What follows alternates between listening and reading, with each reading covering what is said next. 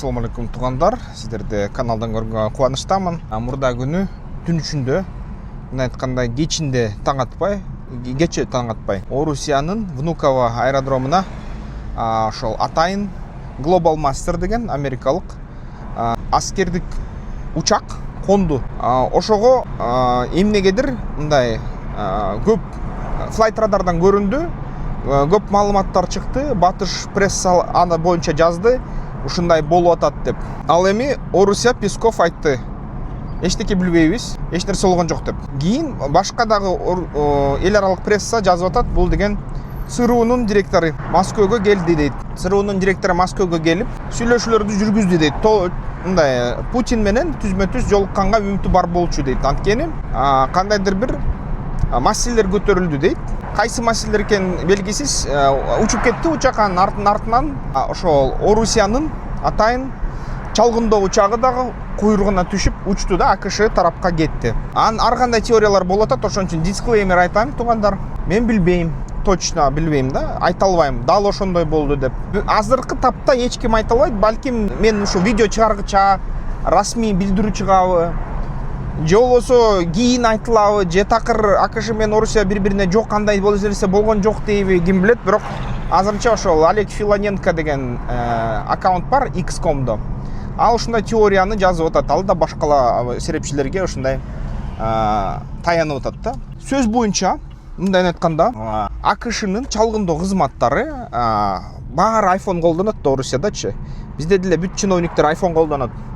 iPhone'до чалгындоо программалар бар да. Кытайдын Android'да Кытайдын чалгындоо программалары бар. iPhone'до Американын чалгындоо программалары бар. Аны ошол программалардын жардамы менен алар чалгындайт. Анан чалгындоо кызматы билип калыптыр да. Орусия Литва, Латвия, Эстонияга соккуну даярдап атат. Жана 500 миңге чейин аскер, жаңы аскерди ошондой жалдап атат да, чакырып атат согушка. Ошондой жашыруун мобилизациянын жардамы менен. Анан көптөгөн танкалар даярдалып атат, курал даярдалып атат, заводдор иштеп атат аябай катуу. Куралдардын саны ашып атат, ташып атат. Жана ушул куралдуу күчтөр менен алар деген конвенционалдык курал менен, бул деген мындай автомат Калашников, БМП, БТР, танк жана башка ушундай аспаптар менен, жана дрон аскерлери менен, Рубикон сыяктуу бөлүмдөр менен Эстония, Латвия, Литвага басып кирет экен. Басып кирип туруп, аларды 3-4 күнүн ичинде толугу менен границаны жүрүп өтүп басып алат экен.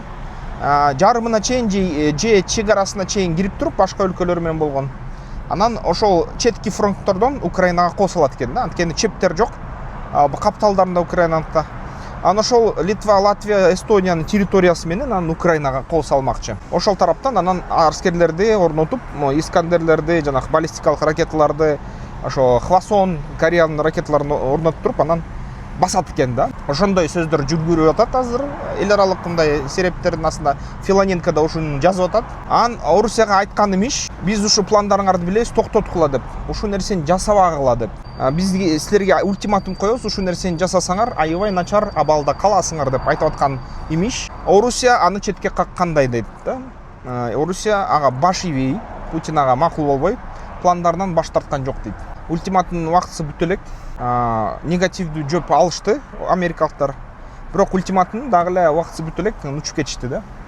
Эми ушу жакын арада ушундай чоң согуш эскалациясы евро биримдикке болуп кетиши ыктымал да. Сиздер кандай ойлойсуздар? Сиздерде кандай маалымат бар? Балким мен ушуну айтып атканча жаңылыктар чыкты, мен жөн эле үлгүрбөй калышым мүмкүн окуп.